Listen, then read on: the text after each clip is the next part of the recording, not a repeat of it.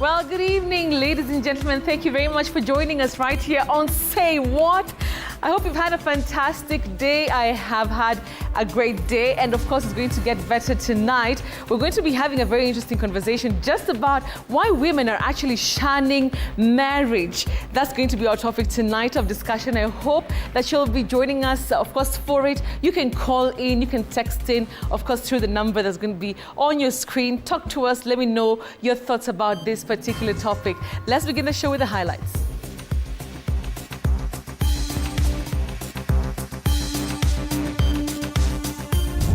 President William Ruto champions the social health insurance cover initiative despite opposition from private hospitals. I want to ask you that we work together towards making sure that we can take care of our health requirements and we can take care of ourselves. The Nairobi City County government carries out a cleaning operation at Stima Plaza following a dispute between the two institutions. So we just have to do what each agency has to do. If it's the county government, we have to do what we have to do as a county government. If it's issue of Kenya Power and other agency, they have to do what they are empowered to do through several registrations, as describes their work. An activist files a petition in court seeking to prevent Kenya Power from disconnecting electricity supply to essential services and facilities operated by the Nairobi City and Mombasa County governments.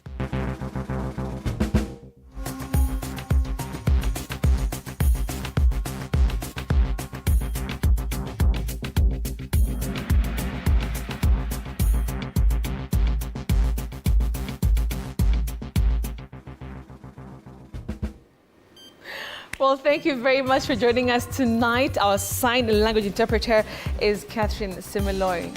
Now, tonight, President William Ruto has rallied the country to support the troubled Social Health Authority, saying without the universal healthcare coverage, the country's health sector will be in a crisis, especially for the poor. Now, the president spoke as private and faith-based hospitals announced this week plans to suspend SHA membership services due to unpaid arrears, with the Catholic Church citing a 2.5 billion debt. Apollo Kamau with the details. With private and faith-based hospitals suspending the social health services SHA due to unpaid arrears, some dating back to the NHIF era, President William Ruto, during the burial of Baringo Senator William Cheptumo, moved in to restore Kenyans' confidence in SHA, telling Kenyans to support his healthcare policy. Universal health coverage that takes care of all Kenyans. I want to ask you that we work together towards making sure that we can take care of our health requirements and we can take care of ourselves. I believe that we all agree on the common issues. If you look at the manifesto of Kenya Kwanza, there was universal health coverage, there was housing. If you look at the manifesto of Azimio, there was universal health coverage, there was housing. There are some common issues that we can pursue with common interest for the people of Kenya. And that is what Cheptumo stood for, as a patriot and as a person who believes in this nation.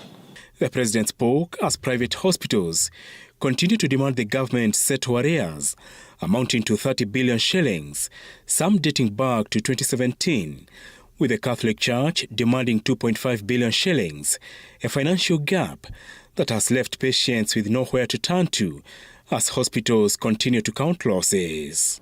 The world is telling us, you have to take care of your own sick, don't wait for us.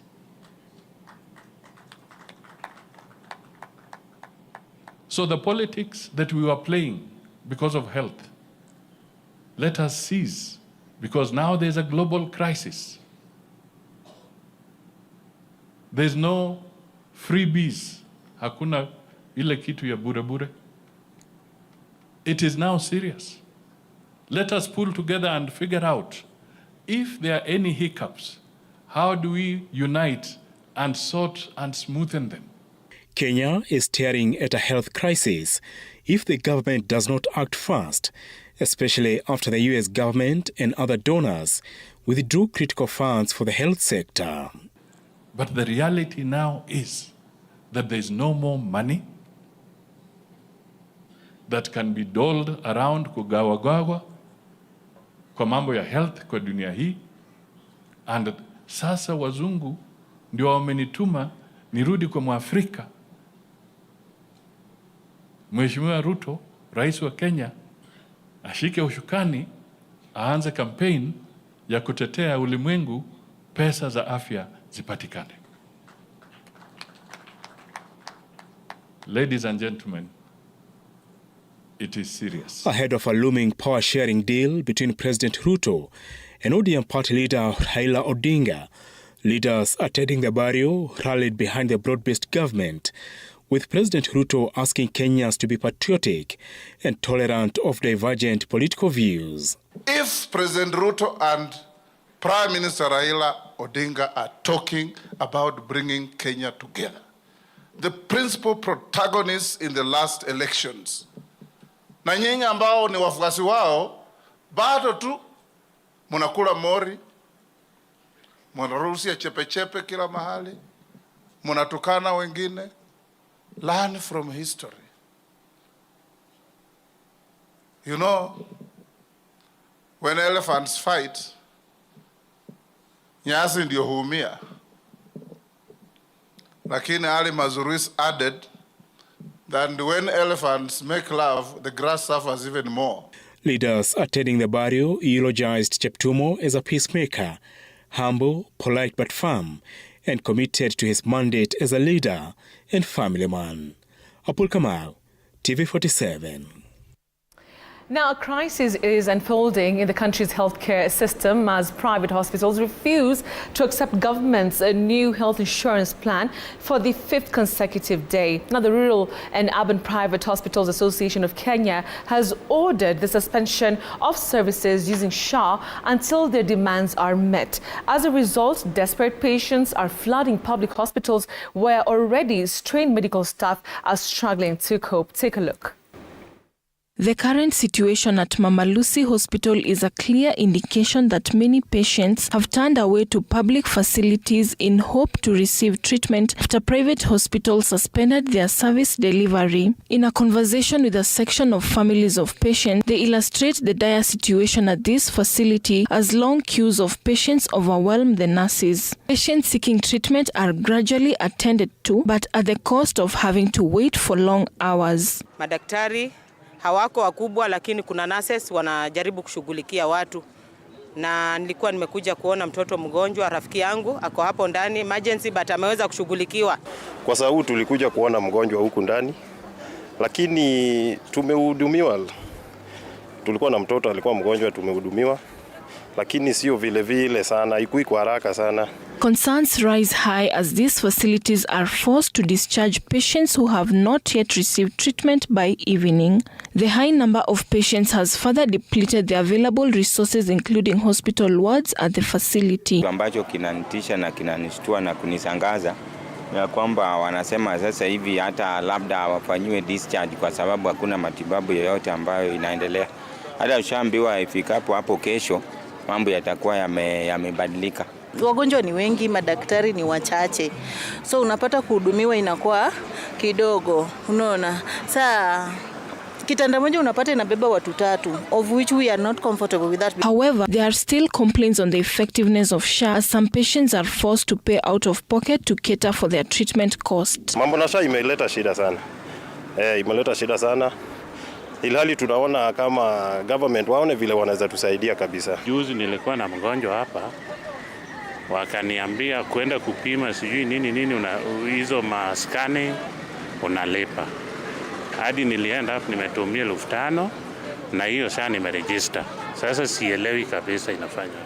Patients have now been urged to be referred to other facilities due to their high number that is compromising with their treatment. As of now, patients have urged the Ministry of Health to provide solutions to SHA doctors' strike that is adversely affecting the patients. Juliet Njoroge, TV47.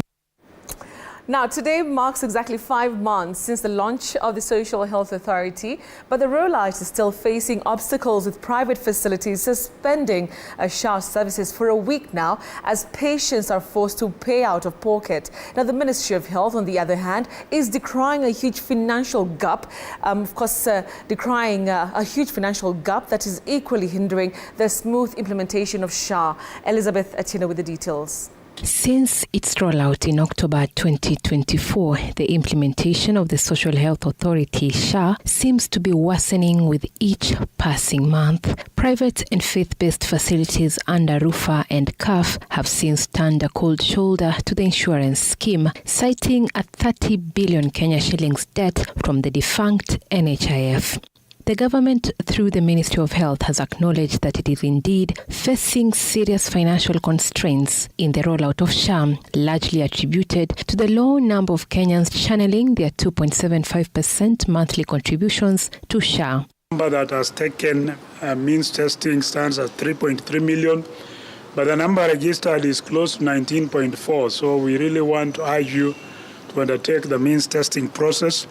This means that over 14 million Kenyans registered for SHA are not remitting their SHA deductions. Additionally, there is no existing framework for means testing, which has also led to the low collection of contributions that are used to finance the Social Health Insurance Fund, SHIF. The government has admitted that there is liability. I think we had the Cabinet Secretary yesterday in Senate saying that to the tune of 24 billion Kenya shillings. And liability is growing because we still have claims that are coming through the processing channel. In our own survey, about only 53% of hospitals have completed reconciliation. So we expect that this number will still keep growing. The funding gap is wider in the Primary Healthcare Fund, which has been allocated 6 billion Kenya shillings against the required 50 billion Kenya shillings, and the Emergency Chronic and Critical Illness Fund, which has only received 4.1 billion Kenya shillings against the 75 billion Kenya shillings needed. We are having 75 billion out of a 150 billion shillings budget being funded by global partners. Now, if you look that we have a 4.3 or 4.3 trillion budget, it's unfortunate that in a 4.3 trillion budget, all that we allocate to healthcare is 75 billion. Funding is not the only impediment surrounding SHA. Health stakeholders argue that the SHA rollout was rushed and hence the government needs to re-strategize to ensure smooth delivery of accessible, quality and affordable healthcare. Hospitals should be paid for the services they provide, but the measure of success should not be how fast they can pay. The measure of success should be this: as citizens, are Kenyans able to go into health facilities and get the services of an acceptable quality at an affordable cost? The answer to that question right now is no. Health stakeholders also argue that the government has not heeded advice from health experts, which has led to the evident failure of the social health insurance scheme. Citizens aren't able to get the services, so definitely it's clear that something is not working. The question that we are asking as members is, what do we need to do? As a country, sometimes it's important to bite the bullet and say, our intentions were good, but it has not turned out the way we expected. What needs to happen now is for us to go back to the drawing boards, look at what's not working and fix it. In a bid to address some of these challenges, the Ministry of Health says the Benefits Package and Tariffs Advisory Panel has been instituted to review the benefits package within 2 years to ensure SHA services live up to the expectations of Kenyans. Domiciled at the Center of Epidemiological Modeling and Analysis at the University of Nairobi, the panel will serve as a critical advisory body to guide decisions around the social health insurance program. The intentions may have been good, and definitely NHIF needed to be reformed, but is this what we were expecting? The answer definitely is not. So far, over 19.4 million Kenyans have registered under the Social Health Authority. Elizabeth Atieno, TV47, Nairobi. Now, Nairobi City County officials have finally responded to calls to fumigate the Stima Plaza area after a week-long standoff between the county government and Kenya Power over a contentious debt dispute. Now, the tension had escalated to the point of drawing the attention of members of parliament and the Office of the Director of Public Prosecutions. Well, today, activity inside and outside the Stima Plaza building, home to key service providers, was at an all-time high as county workers moved in to clean up the premises. Paul Kirobi has the details. After the attention of Parliament and the Office of the Director of Public Prosecutions was drawn to the issue, a fumigation exercise was swiftly launched early Saturday morning. Officers from Nairobi City County were assigned to carry out the task. The team in charge of fumigating the area wore protective gear, underscoring the potential risks of leaving garbage in the area for an extended period. The presence of garbage had posed serious health concerns. A mixture of chemicals was used during the fumigation to eliminate the strong and pleasant smell and to neutralize harmful particles that could pose a threat to human health. The operation began at a critical location, the parking lot designated for guests. Even the flowers in the vicinity were fumigated to ensure the safety of visitors using the building's services. In addition to this area, public health officials proceeded to the main entrance where they fumigated the floor and the surrounding pathway to further safeguard public health. The site was a hive of activity for most of Saturday as the fumigation continued to make progress. Outside the building, the Green Army team swept the floor, clearing away dust and any remaining garbage debris that had been discarded. A fire extinguisher truck played a crucial role in this cleanup, effectively cleaning the area where garbage had been discarded a few days earlier before the alarm was raised. Along the pathway, one could observe various businesses, including a hotel and a printing service.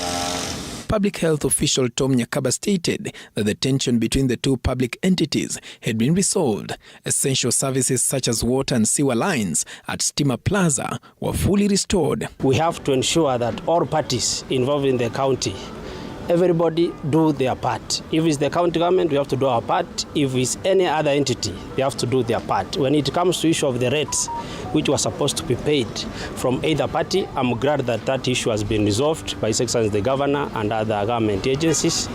While Kenya Power accused Nairobi County of failing to pay electricity bills amounting to 3.1 billion shillings, the county government countered by claiming that the utility company owed them 4.8 billion shillings. This ongoing dispute has raised concerns over whether the outstanding debts have been settled by either party. Paul Kirobi, TV47, Nairobi.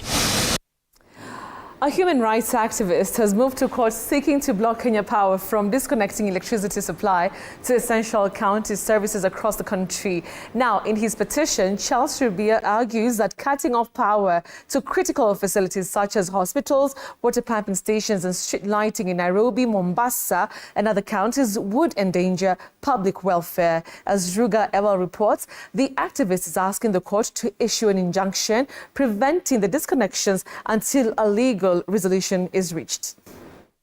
A citizen activist has filed a petition in court seeking to prevent Kenya Power from disconnecting electricity to essential facilities operated by the Nairobi and Mombasa county governments, as well as other counties across the country.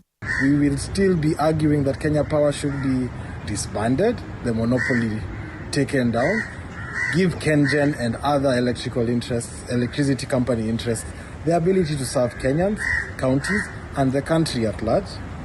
In his petition, Charles Rubia requests the court to issue an order stopping Kenya Power from cutting power to hospitals, water pumping stations and street lighting.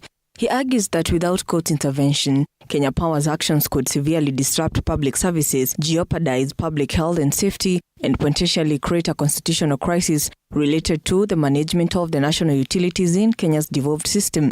The smallest county in this country, with a governor's office or with essential services being provided, all of them need to be protected. The dispute, according to court documents, began when Kenya Power disconnected electricity to several Nairobi county offices on February 14th. Due to unpaid bills, Rubia is now seeking conservatory orders to prevent Kenya Power from taking any further actions that could negatively impact the Nairobi County government and vice versa in relation to the electricity issue. This is the same thing they do to every Kenyan, and they have now upgraded it to doing it to the counties. Next, it will be the national government. This power needs to be checked and checked immediately, barring which we shall not have a country without this monopoly. Furthermore, the court documents reference concerns raised by the Cabinet Secretary for Energy and Petroleum, who has expressed reservations about Kenya Power's previous conduct, specifically instances where power disconnections jeopardized lives and disrupted essential county services. Rugby further argues that when negotiations fail between government entities, Kenya Power is required to formally declare a dispute and refer the matter to the summit, the council, or another appropriate intergovernmental body as stipulated by law. Ruga Evil, TV47. Angry residents of Kyallo South have stormed and set fire to the house of a key suspect linked to the murder of Dr. Simon Cheboy, a dentist whose body was discovered in a forest last night. Now, Dr. Cheboy, who worked at Iten Referral Hospital, had been missing for a week before his body was found in Anin area, Elgeyo-Marakwet County. According to Deputy County Commissioner Julius Mayo, the suspect, who was last seen with the deceased before he disappeared, remains in police custody as investigations continue.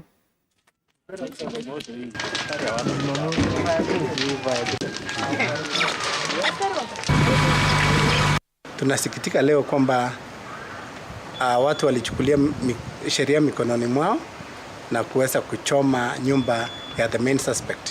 Hivi majuzi karibu wiki moja iliyopita kuna daktari mmoja wa meno ambaye aliripotiwa kupotea.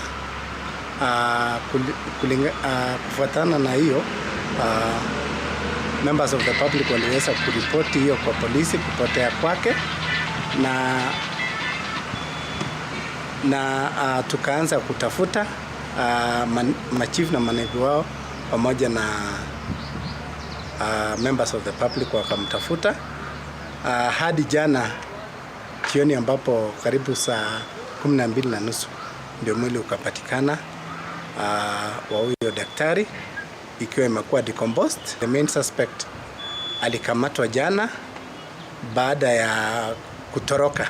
Yeye ndio alikuwa wa mwisho kuwa na mwenda zake daktari, kwa hivyo polisi walimkamata to assist the police kwa uchunguzi. Ningependa pia kutoa wito kwa raia, the members of the public, kwamba kitu kikitokea wasichukulie sheria mikononi mwao, because nataka niwahakikishie kwamba saa hii tunapoongea polisi wanaendelea na uchunguzi na kuna leads ambao polisi wamepata, na hakika mhusika ataweza kukutana na mkono mrefu wa sheria.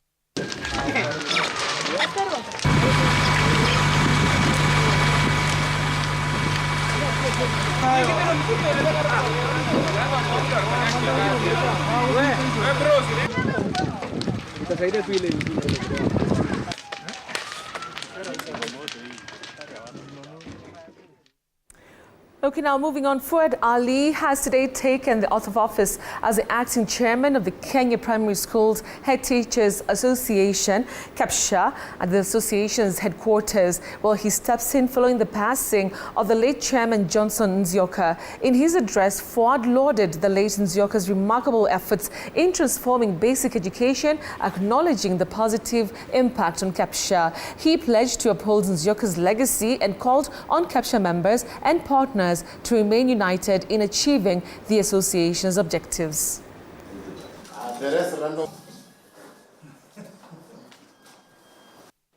I, Fuad Abdallah Ali, swear that I will truly and diligently serve all the members of Kenya Primary School Head Teachers Association in the office of the National Chairman, that I will diligently discharge my duties and perform my functions as the National Chairman of the Association, and I will do justice to all in accordance with the Constitution of the Association and by law established and the laws of Kenya, without fear, favor, affection, or ill will. So help me God.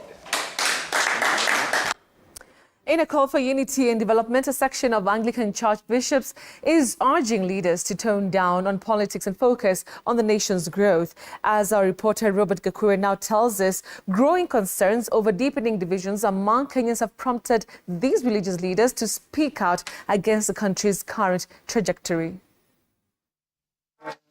As political temperatures rise in the country ahead of the 2027 elections, church leaders are now urging politicians to shift their focus to development for the nation's growth.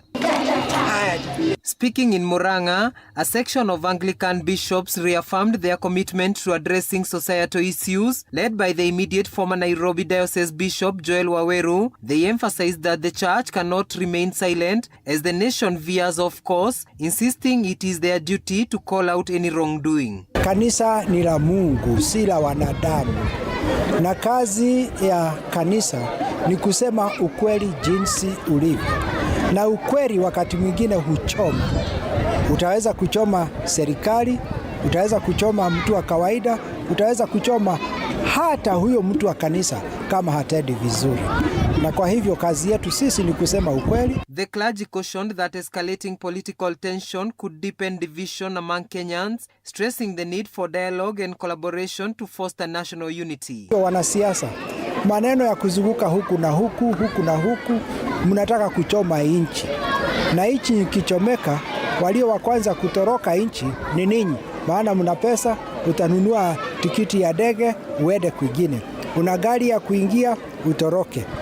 Lakini sisi wananchi wa kawaida tutaachwa tukiuana, tukichomana na mambo ya inafio. Murang'a South Diocese Bishop Julius Karano urged parents to take an active role in instilling moral values in their children, emphasizing that a strong society is built on a solid foundation at home. Wale watoto wetu kwa njia ambayo inafaa kwa Mungu, ili wawe na msingi utawasaidia kesho. Na hizi simu ambazo tunatumia tuwakige sana kuangalia mambo mengine ambayo hawezi kuwasaidia sana katika maisha. Robert Gakure, TV47, Murang'a. Now, weeks after a major scandal at the Kenya Union of Savings and Credit Cooperatives, KUSCO, led to the loss of billions, the Registrar of Cooperatives, David Obonyo, has reassured SACCO members that efforts are underway to recover the stolen funds. While speaking in Nairobi during Kimisitu SACCO's 40th anniversary celebrations, Obonyo emphasized that those implicated in the scandal will be held accountable and no stolen funds will remain in their hands. Well, meanwhile, Cooperatives Principal Secretary Patrick Kilemi has announced plans to restructure both the SACCO Societies Regulatory Authority and KUSCO to prevent similar financial mismanagement in the future. Of around 5-point-something billion, which we can easily we get access to. So my message to the SACCO movement, yes, we, as per the provisions of IFRS 9, we are required to reflect the true status of accounts by making provisions. As a department, we even recommended that SACCOs be allowed to make provisions of even to up to a period not exceeding 10 years, so that we give them that financial cover room to make the provisions. But importantly, the message is that the future of KUSCO, the future KUSCO looks very strong. Nearly among the top 20 DT SACCOs in the country, we have seen our growth in our loan book to now 10 billion. Membership has also grown to over 20,000 members. What we are doing now is just to make sure that we improve on service delivery. Today we are declaring our interest on deposits that we're going to pay members. We're also declaring dividends on their share capital. We have a core capital as this PS. In terms of operational efficiency, that's the focus that we are in, to make sure that our members are happy. In terms of robust controls, we've talked about KUSCO. We know what we are actually also putting in terms of ICT, because Kimisitu is a digital SACCO. So what are we actually pushing in terms of cyber security, the controls that we actually have there? I want first to clarify that the issue of provisioning does not mean lighting off. Provisioning, it means that at least those are doubtful incomes, doubtful investment that you are not very sure when you are going to get it back. So you want to set it aside so that as you move forward. But later, once... All right, so you know what? We want to take a short commercial break right here on the show, but of course we are coming back. Like I mentioned today, we are discussing about just the growing number of women who are saying, you know what, maneno ya marriage hatutaki. That's going to be our conversation later on. Don't go away.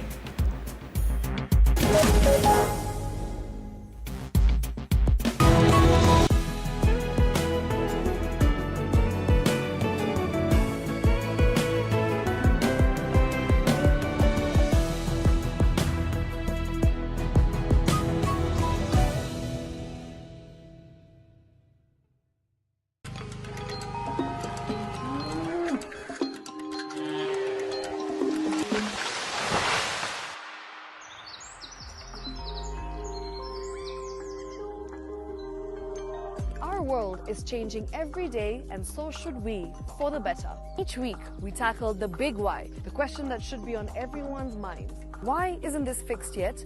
Deforestation, global warming, and the adverse effects of climate change. The future isn't just something that we inherit, it's something that we create. Join us on The Green Fix as we tell the stories of those who refuse to give up.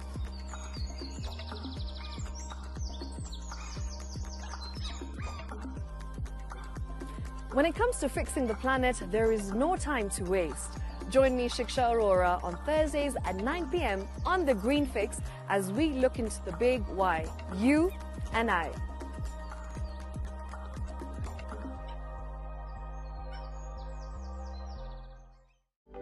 For comprehensive information and education on your health, Body Garage is here.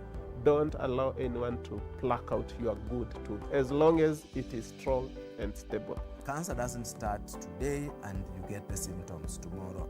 By the time you pick it or the time it is manifesting in you, probably will be there about 5 to 10 years. The eye is the window to the rest of the body. Don't forget to stay hydrated. And of course, you at home do take your water. So the ultimate test is actually you check your urine. Your urine should be clear. Clear like the water? Yes. Should be able to see the other side of the urine. If your urine is colored or has changed color, you cannot see the other side, then you have not taken enough water. Don't forget regular health checkups. Early detection saves lives. I want the message be, we can prevent cervical cancer. We prevent cervical cancer in several ways.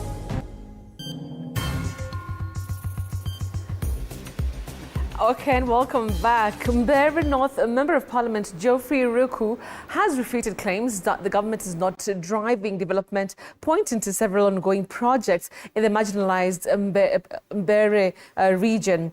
Now, Ruku stated that the government has constructed over 80 junior secondary school classrooms and implemented key initiatives such as road improvements, electricity connections, and irrigation systems. Efforts, he says, are boosting the region's economic growth. Group ready to present to you a song. Please welcome. Kwa hivyo kama wanasema serikali yetu haifanyi kazi yoyote, wakuje hapa mbele tuonyeshe project hii ni ya serikali ya Kenya. Ile barabara tunaweka rami kutoka Kanyombora kwenda Kamomo kufika soko kuja Chicago. Inawekwa pesa, inawekwa rami na serikali ya Kenya. Serikali yetu ya Kenya imejenga 80 classes of junior secondary school katika eneo letu ya Mbere North. Classrooms which are already complete. Na hiyo ni kupitia ile mswada mimi mwenyewe nilipeleka pale bungeni 2023 tukapitisha tukasema lazima kukuwe na madarasa ya watoto wetu katika mazuri yote ya nchi yetu ya Kenya.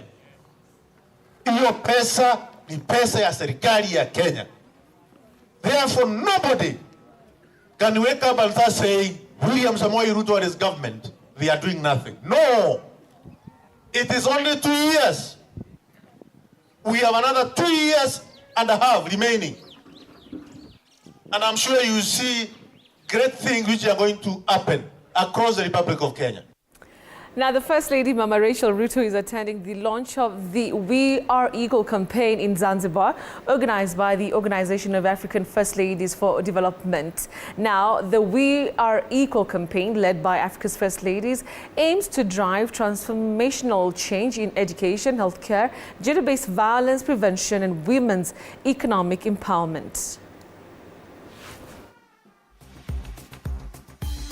We have opted for her sustainable approach, collaborating with government actors, non-governmental organizations, and development partners to develop the capacity of public primary schools to grow food for their consumption.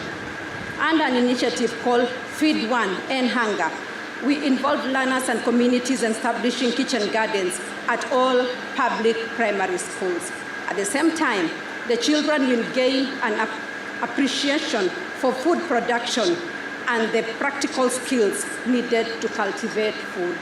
The first kitchen garden was established at State House, Nairobi, and this model has since expanded to neighboring schools where learners are actively engaged in food production. As unemployment remains a persistent challenge in the country, youth and women in Mombasa are being encouraged to embrace rabbit farming, a venture that has been thriving in the region. Now, speaking during a training session attended by about 100 participants, stakeholders emphasized the potential of rabbit farming as a lucrative business. Fatma Baharian, chairperson of the Youth Fund, highlighted the availability of loans for aspiring entrepreneurs, urging those with business ideas but lacking capital to seek financial support. Beneficiaries of the training expressed gratitude for the initiative, pledging to expand their efforts in the sector.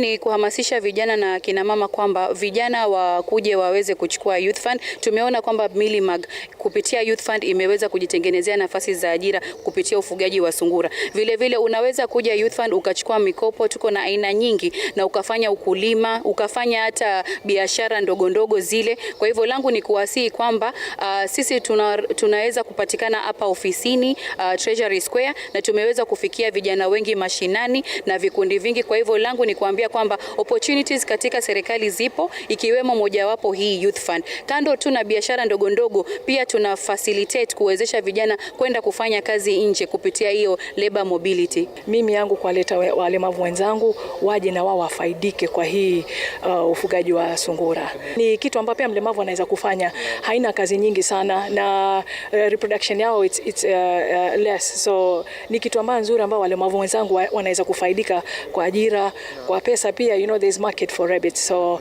mimi nimeshukuru sana, nimepata wito kwa msechu mwenzangu na hatukuacha nyuma. So this is the best part of it, that they really thought of people living disability.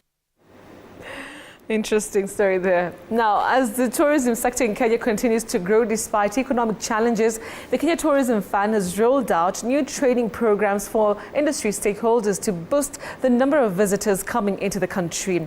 Now, speaking in Mombasa during an engagement with hotel owners, stakeholders emphasized that addressing gaps in the hospitality sector could significantly increase tourist arrivals.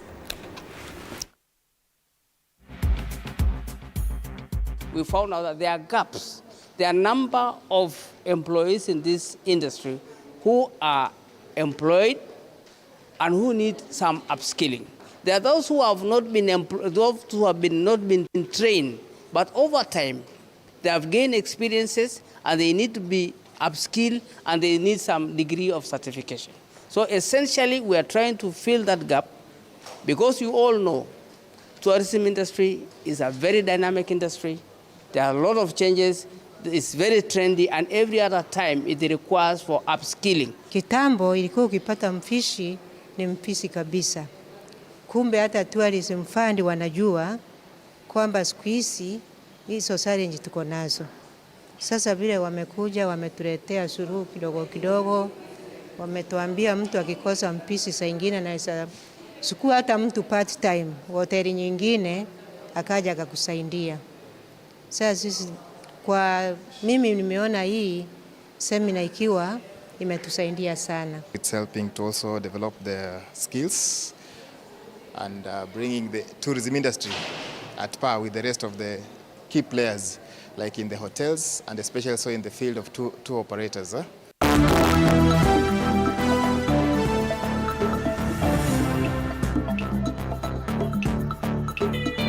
Sports news brought to you by Maybets. Join Maybets leo upate free bet papo hapo.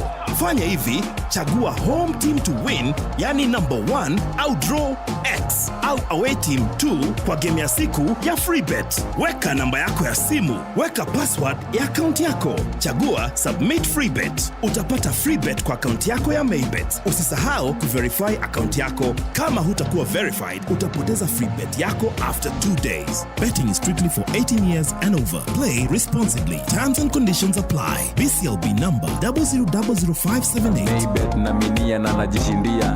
Pesa inavutia, pesa inavutia. All right, let's now take a look at some sporting action. Sofapaka had to settle for a 1-1 draw against Mara Sugar FC in a tightly contested match at Dandora Stadium on Saturday afternoon. Edward Omondi put Sofapaka ahead before Joseph Okwenda equalized for Mara Sugar. Now elsewhere, Posta Rangers edged out KCB with a 2-1 victory at SportPesa Stadium, while Bidco United secured a narrow 1-0 win over Talanta FC. Nairobi City Stars also came out on top with a 1-0 win against Ulinzi Stars. Action continues tomorrow with Bandari taking on Tusker FC, Shabana facing Kakamega Homeboys, and Murang'a Seal clashing with Mathare United at the SportPesa Arena in Murang'a. Yes, imerudi Joseph Okwenda. Okwenda anasababisha na kushukuru Mungu kwa alama moja nimepata away.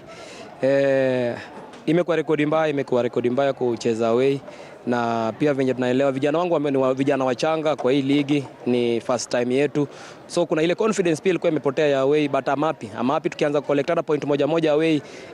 Najua win itakuja, sina wasiwasi. Kuna project tunajenga, ukiangalia saa hii kuna improvement kubwa sana kwa timu yangu. Muda wetu ilikuwa ni katika lango la kumalizia finishing, na bado it's one thing because leo utapata tumepata clear chance 9 out of 9 chances tumefunga moja, so bado tutawak sana na hapo juu ndio mastakers wetu waweze kufunga, na pia defending set plays utapata pia tumekuwa chini wakati tuna defend set plays. Reaction yetu ya defenders ilikuwa chini, na win second balls pia midfielders wetu walikuwa hawezi win second balls, ndio maana wameweza kutufunga hiyo bao. But kabla tucheze mechi yetu na Talanta, niko sure tarekebisha marekebisho kwa mazoezi na tutacheza vizuri mechi yetu na. All right, moving on, KCB Rugby delivered a commanding performance, thrashing Impala RFC 64-9 in a Kenya Cup match played at KCB Ruaraka Stadium on Saturday afternoon. Now, KCB wasted no time asserting dominance, with Nick Okulo opening the scoring and Austin Sikutwa converting for an early 7-0 lead. Sikutwa soon doubled the tally to 14-0, courtesy of an assist from Isaac Njoroge. Peter Waitera powered over the line next, with Sikutwa maintaining his flawless kicking form to extend the lead to 21-0. Speaking after the match, KCB RFC head coach Oliver Mangeni praised his team's performance but emphasized the importance of maintaining focus. KCB will travel to Kakamega next weekend to face Cabra's Sugar.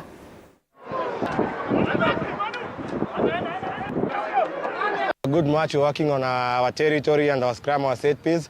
Compared to our last game, we had a poor set piece. But now from this game, I think we have improved on our set piece, our platform, and our exit game. I think we are good. It was a good match. A fair opposition. He's an amazing man. He keeps working super hard. He's a good winger. Knows how to inject, when to score, when to pass, when not to pass. I think he's a sharp-minded guy, and all the best to him. Keep on keeping on. It's a great teammate. For us, we've been taking every game as a final from our game 1, Kenya Cup. So it's again like any other game. We're approaching it with a strong mentality like we always do, taking it as a final, pushing our pushing the edge of the envelope, everything you have to do. I think perfection and everything with the skills, everything. I think we've worked on our set piece and our territory, so we hope for a win. Because we are going to the forest. Yeah, we're going to put our best foot forward. Thank you. Crystal Palace overcame a determined Millwall side to book their place in the quarterfinals of the 2024-2025 FA Cup, despite going down to 10 men early in the match after the goalkeeper was sent off for a last-man foul. Millwall put up a strong fight against their Premier League opponents. Now, Crystal Palace took the lead in the 33rd minute following an own goal by Japhet Tanganga.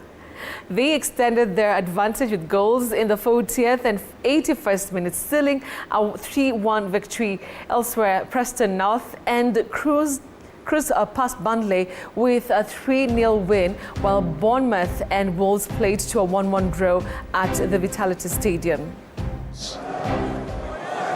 Eza. Open back there doing the defensive job. Michael Oliver.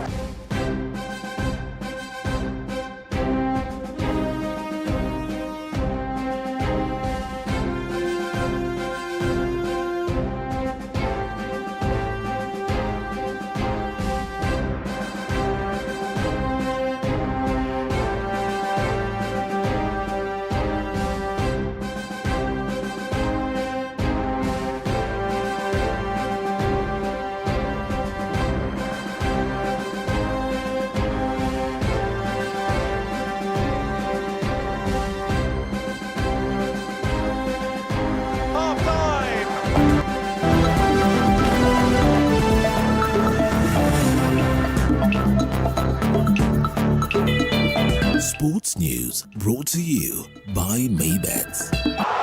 Join Maybets leo upate free bet papo hapo. Fanya hivi, chagua home team to win, yani number 1 au draw X au away team 2 kwa game ya siku ya free bet. Weka namba yako ya simu, weka password ya account yako. Chagua submit free bet. Utapata free bet kwa account yako ya Maybets. Usisahau kuverify account yako. Kama hutakuwa verified, utapoteza free bet yako after 2 days. Betting is strictly for 18 years and over. Play responsibly. Terms and conditions apply. BCLB number 0000578. Maybet na minia na najishindia. Pesa inavutia, pesa inavutia.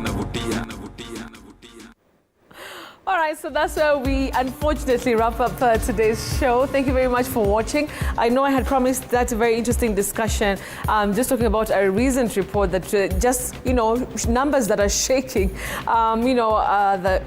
Numbers that say that women are actually not willing to get married anymore, a large percentage of them. So we'll see if maybe next Saturday we can have this conversation.